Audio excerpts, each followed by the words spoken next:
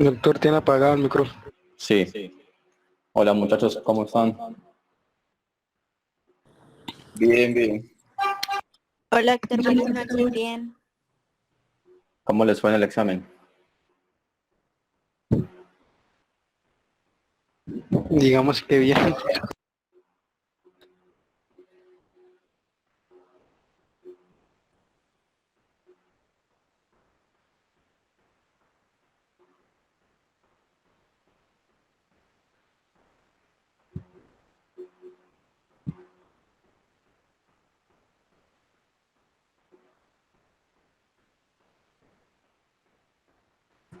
¿Me escuchan bien, verdad? Sí, señor, lo escuchamos bien.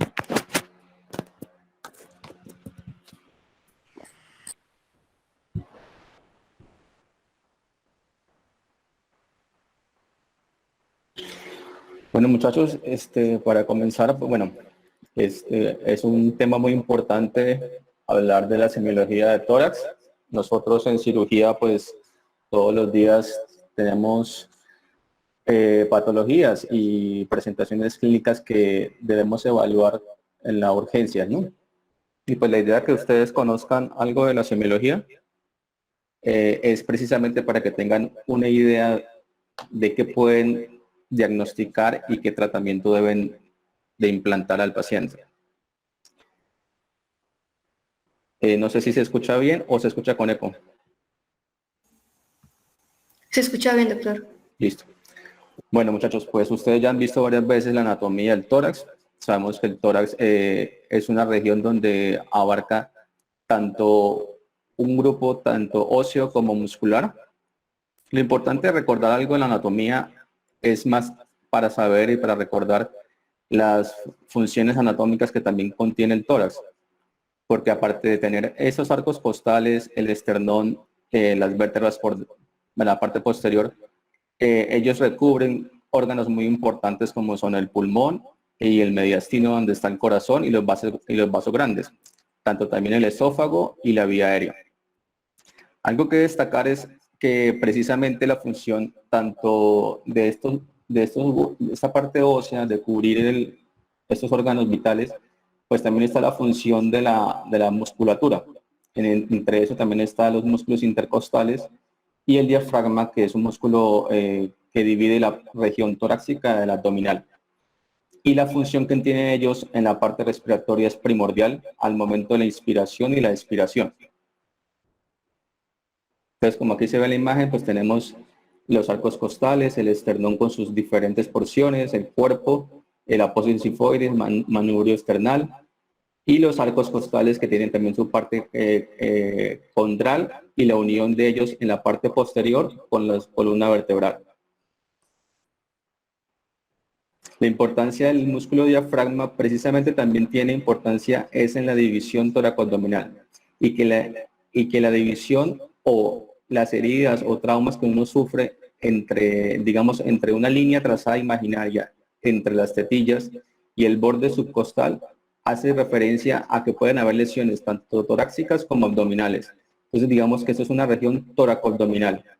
A veces sucede que cuando hay algún trauma o alguna afectación de tipo penetrante a nivel torácico por debajo del sexto espacio intercostal, se piensa que solamente puede lesionar a órganos torácicos, pero en esta zona hacia abajo es una zona toracoabdominal donde también pueden haber lesiones de órganos abdominales. Entonces es muy importante tener topográficamente estas regiones. Ya me atraso un poquito para este lado. Es muy importante también tomar en cuenta la zona precordial. La región precordial también es una región importantísima cuando hay una lesión en esta zona. Tener en cuenta que aparte que puede haber una lesión a nivel pulmonar, puede afectar también el corazón. Anteriormente se establecía como una región que solamente cubría la silueta cardíaca. Actualmente ya se extiende esa zona precordial a una región que va entre la línea medio clavicular de un lado y del otro, una línea imaginaria y una línea que traza subclavicular y subcostal. Toda lesión penetrante o traumática que ocurra en esta zona precordial, hay que descartar que haya una lesión cardíaca. Es importante tomarlo en cuenta al momento de evaluar el paciente.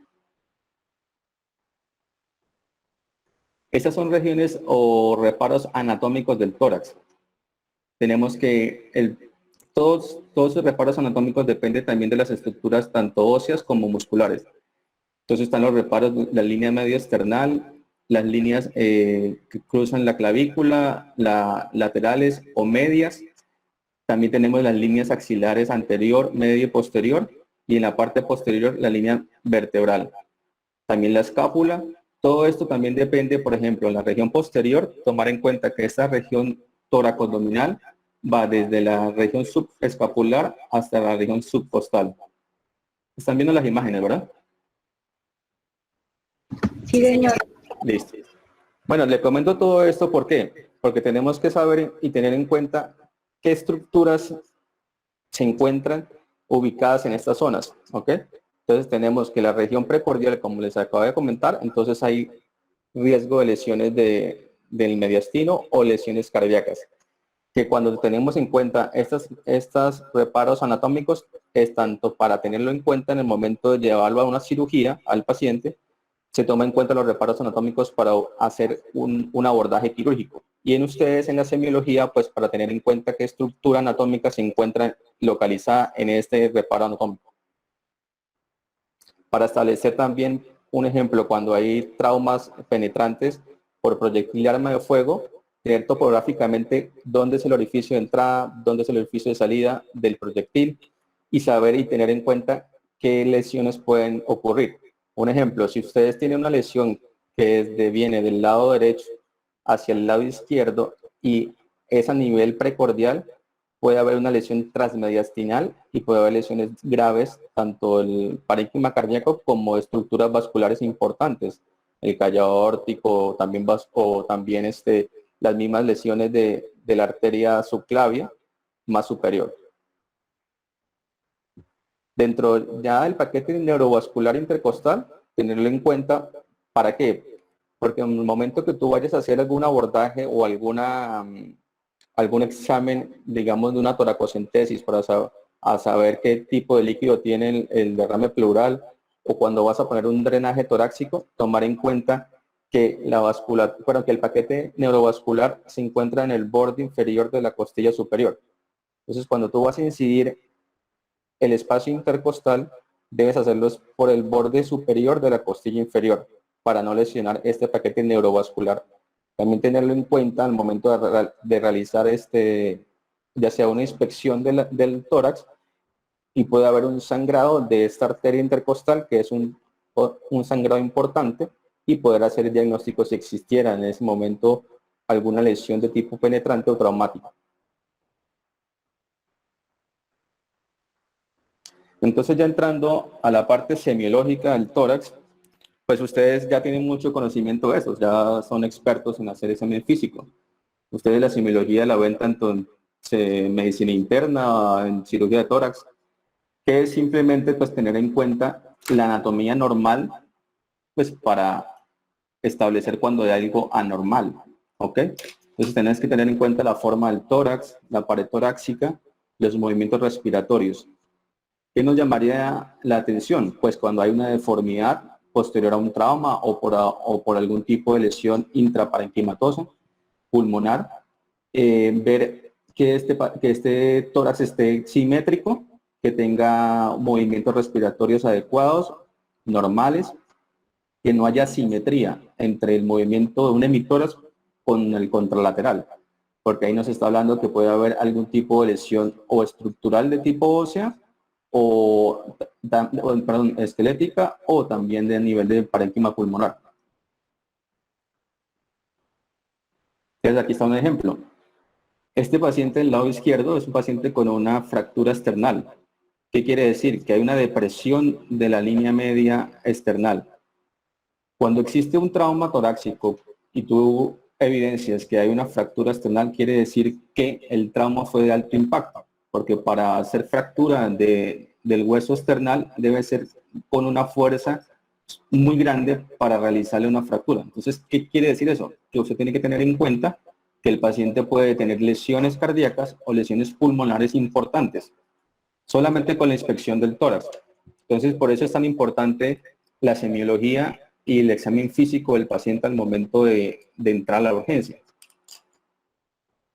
Ves el estigma también de las escoriaciones, de posibles lesiones también, no solamente a nivel external, sino a nivel del parénquima pulmonar, del lado, en este caso, del emitórax derecho. Vemos el otro paciente con un trauma abierto penetrante. Es un trauma posiblemente por herida de arma blanca y son múltiples. Entonces, vemos que el paciente tiene una herida penetrante, tenemos dos orificios, está con un hematoma también y hay sangrado activo a través de la herida. ¿Ve? Entonces, a la inspección no solamente enfocarnos en la parte anterior del tórax, también tenemos que voltear al paciente y revisarlo en la parte posterior. Recuerden que pueden haber lesiones en la pared posterior y dejarlas desapercibidas porque nos enfocamos solamente el paciente acostado y no volteamos el paciente. Entonces, con solo la inspección ya tú puedes hacer un diagnóstico. El paciente puede tener lesión del parénquima pulmonar o un hemotórax. En este caso, el derecho también puede presentar ya sea neumo o hemotórax por una lesión de una arma cortopunzante. En la palpación, pues palpar las partes blandas, ¿no? Tenemos que el paciente puede presentar hematomas en la pared torácica por lesión a nivel de los pectorales, al nivel de la musculatura como tal anterior del tórax o de la musculatura posterior. La sensibilidad, si existe fractura o no, entonces el paciente se queja al momento de la palpación. La resistencia torácica, la expansión si es simétrica o es asimétrica, y las vibraciones vocales.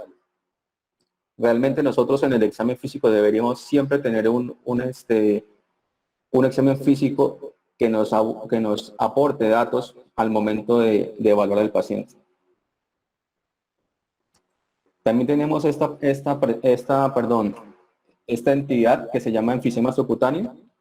Si ven el paciente del lado derecho, paciente que lo ves como un globo, paciente no es así normalmente, tiene un enfisema subcutáneo que abarca tanto la cara como el tórax. Estos enfisemas subcutáneos tú los palpas y es un burbujeo, sientes como una crepitación al momento de palpar la piel, porque es la presencia de aire en el tejido celular subcutáneo. Y puede deberse a un neumotórax, a una lesión traqueal que se disemina a través del tejido celular subcutáneo. En ocasiones cuando se le colocan drenajes torácicos a los pacientes y las aberturas que tiene este drenaje torácico, o sea, el tubo, quedan a fenestrillas, quedan por fuera del parénquima pulmonar, de la pleura, perdón, pueden quedar una fenestra en el tejido celular subcutáneo. Entonces todo ese aire pasa al tejido celular subcutáneo y se produce el enfisema subcutáneo. Y en la radiografía lo ven de esa manera. Ven que la radiografía en la parte del tejido celular subcutáneo se ve aire. Entonces ahí tú puedes estar haciendo diagnóstico de enfisema subcutáneo.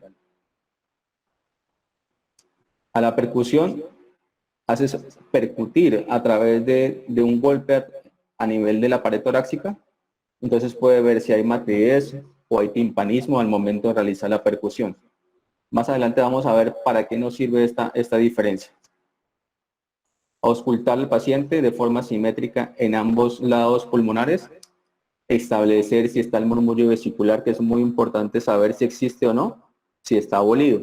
Entonces, cuando está abolido, ya podemos pensar que existe alguna patología donde pueda existir o sangre o derrame que esté ocupando el espacio pleural y no permite hacer una auscultación del murmullo vesicular.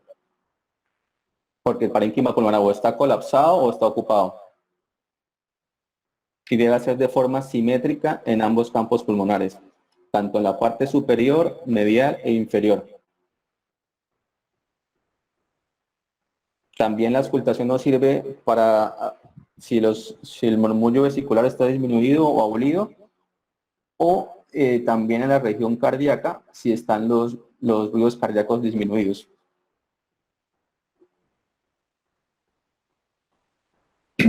aquí hay varias entidades clínicas.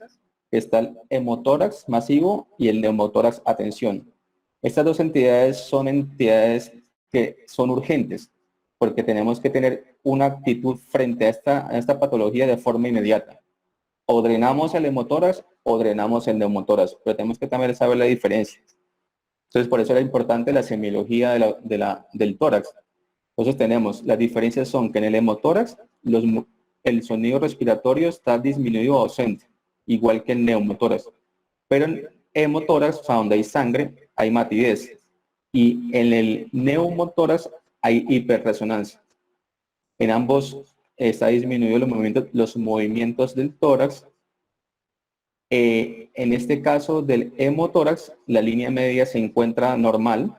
En el caso del neumotórax atención, se desvía la línea media, o sea, la posición traqueal. También hay desplazamiento del mediastino cuando hay un neumotórax atención. Se desplaza hacia el lado sano. Y en el caso de las yugulares, pues en el hemotórax están colapsadas y en el neumotórax están distendidas.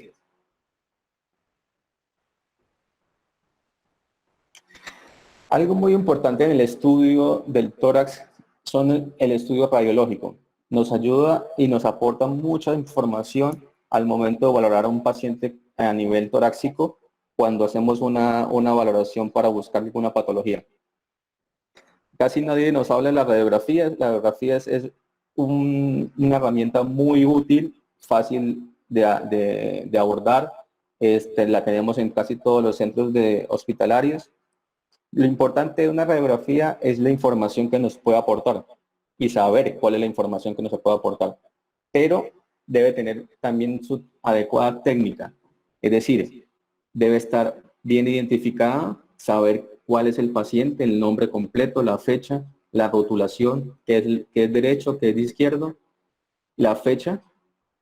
Eso es la identificación.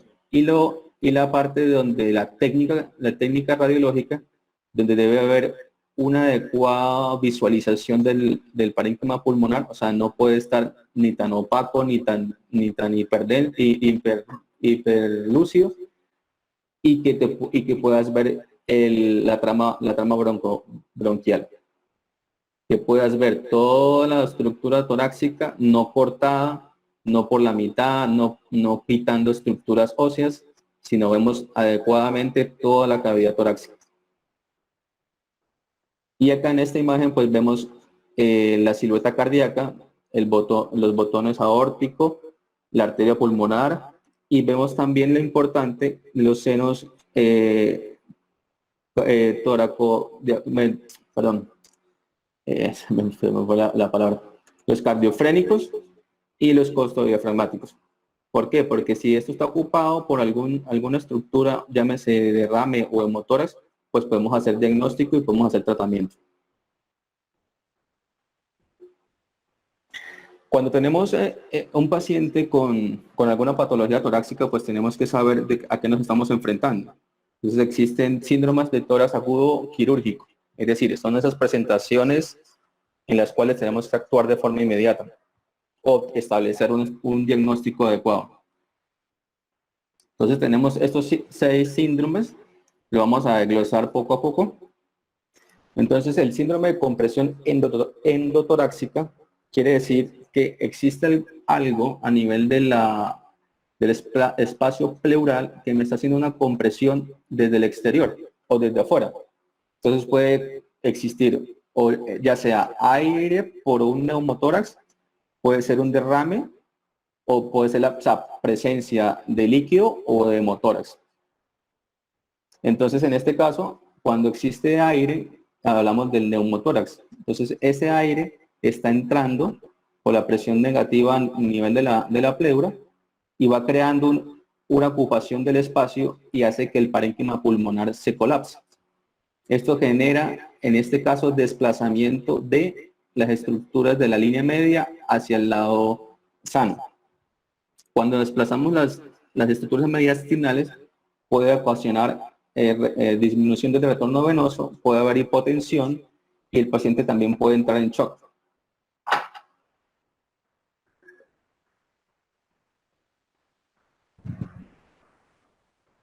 Y estas son imágenes radiológicas, cómo se vería un neumotórax. Hacemos diagnósticos con una radiografía. También lo hacemos con la parte clínica, como hablamos de la inspección, donde el neumotórax hablábamos que estaban los murmullos disminuidos, hiperresonancia, movimientos de tórax también disminuidos, y lo que hablamos de la posición traqueal desviada. Entonces, de la imagen que tenemos dos imágenes. Tenemos una imagen de radiografía acá, donde el neumotórax es izquierdo, y sí se ve que está más radiolúcido este hemitórax que este. Y aquí no se ve trama bronquial. O sea, no está el parénquima. Y vemos el parénquima colapsado.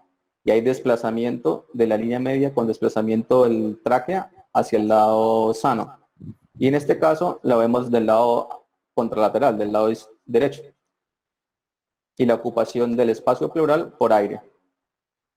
También podemos usar la tomografía, donde lo que se ve que simplemente no existe parénquima pulmonar, está colapsado.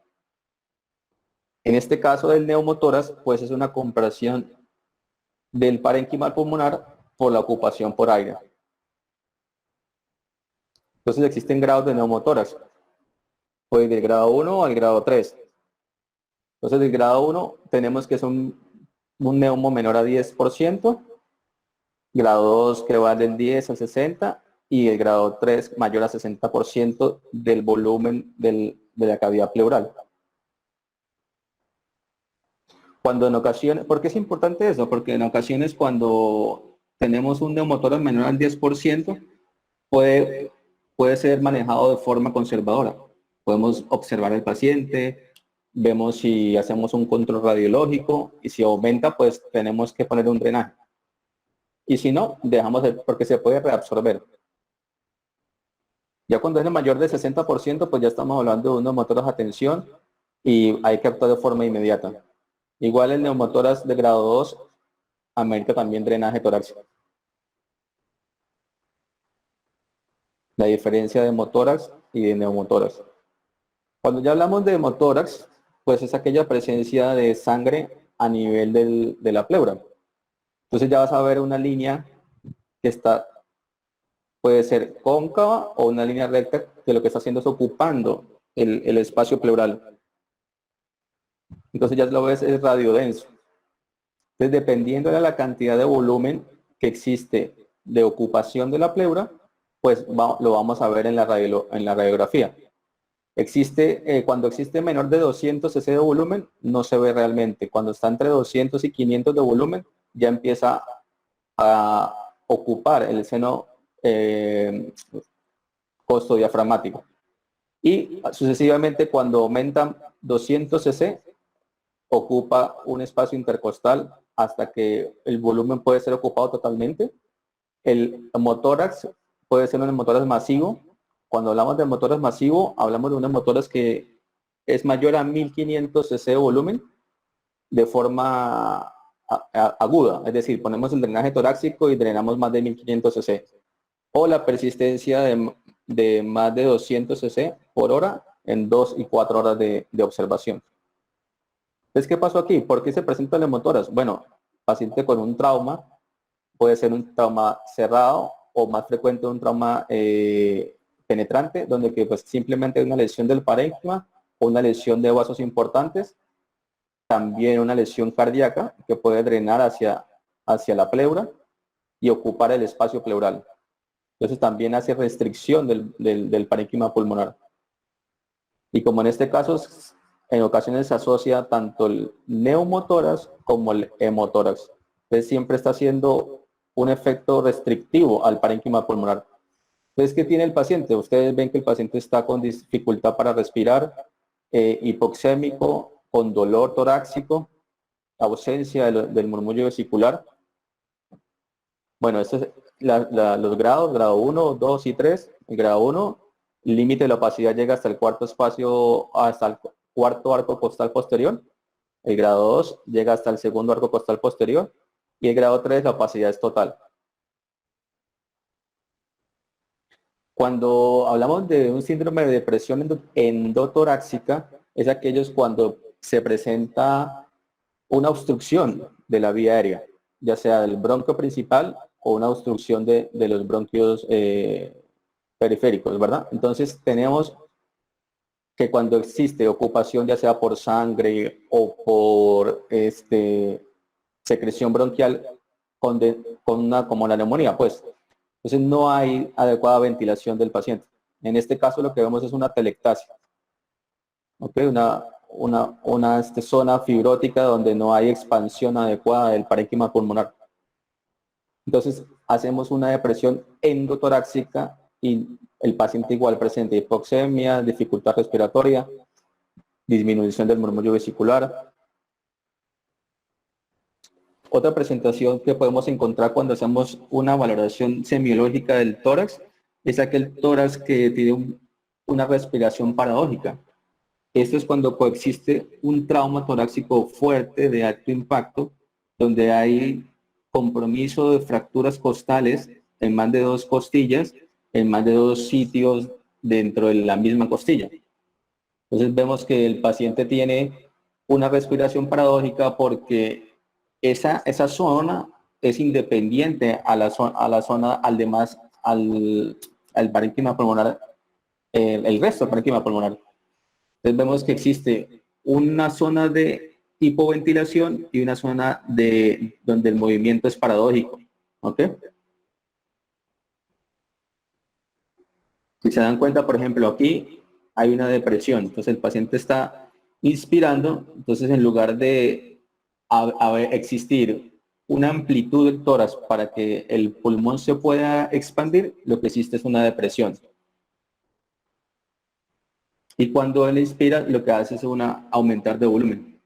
Entonces, en la expiración, se dan cuenta que se abomba esta zona, ¿ok? Y en la inspiración se colapsa. Entonces, en lugar de generar más espacio para la expansión pulmonar, lo que hace es restringir la expansión de esa zona. Entonces, puede generar hipoventilación, insuficiencia respiratoria, dolor. Entonces, es un movimiento paradójico. Y esto lo vemos en el tórax inestable. Es muy importante tener una adecuada semiología y una valoración de ese tórax, saber cómo son los movimientos respiratorios, que si son simétricos, que si hay hundimiento, que si es paradójico el movimiento, también la relación que existe entre el movimiento del tórax junto con el abdomen, si es algo normal o está anormal, si la simetría que existe entre ambos hemitórax.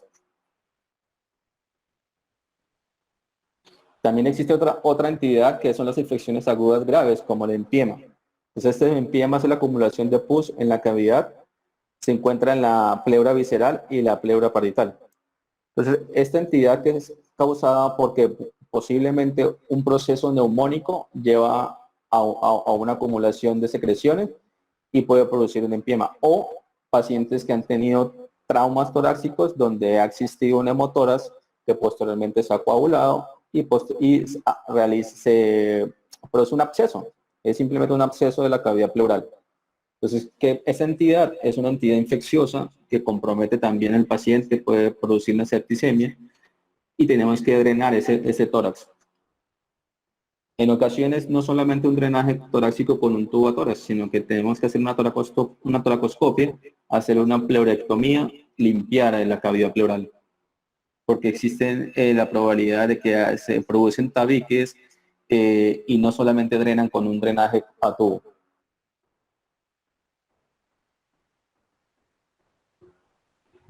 Uno de los síndromes funcionales es pues la mecánica como tal del diafragma. Entonces podemos encontrar que existe una hernia diafragmática.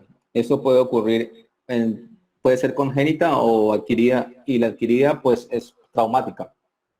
Los pacientes que sufren traumas torácicos o toracoabdominales, ya sea por herida cortopunzante o por arma de fuego, en ocasiones cuando no hay afectación del tórax, se deja el paciente en observación y no se tiene en cuenta la posible lesión que existe en el diafragma. Entonces, esa apertura o esa laceración o ese rompimiento de la estructura del diafragma genera posteriormente un defecto de este músculo y es donde puede protruir alguna víscera o órgano de la cavidad abdominal hacia el tórax. Entonces se puede herniar. Es una hernia común como la que ustedes pueden entender cuando existe la salida de un contenido de la cavidad hacia el exterior. En este caso, la otra cavidad es la cavidad torácica. Entonces hay ocupación de esa cavidad pleural por una estructura abdominal. En este caso, pues estamos viendo un asa. Puede ser una asa delgada o colon. Ha habido casos de que el mismo estómago se hernia hacia el tórax. Y esto tú lo puedes valorar no solamente con la radiología. Usted puede auscultar. Cuando usted ausculta al paciente, escucha ruidos hidroaéreos a nivel del tórax, que eso no es normal. Y entonces lo complementas con un estudio radiológico y te das cuenta que tienes la presencia de un asa intestinal en la cavidad pleural. Y muchas veces pasa desapercibido, sino hasta cuando el cirujano va a operar al paciente y le hace algún estudio radiológico se da cuenta de esto. Y es una entidad herniaria que tienes que resolver. ¿Por qué? Porque es catastrófico que este contenido abdominal en el tórax se perfore. Entonces imagínense ustedes que se perfore el colon a nivel de la cavidad pleural. Pues todo el contenido del colon, o sea, las heces, caen en la cavidad pleural, hay infección grave, puede haber una mediastinitis también y el paciente puede fallecer. Entonces esto hay que corregirlo antes que se estrangule el contenido de esta hernia en la cavidad pleural.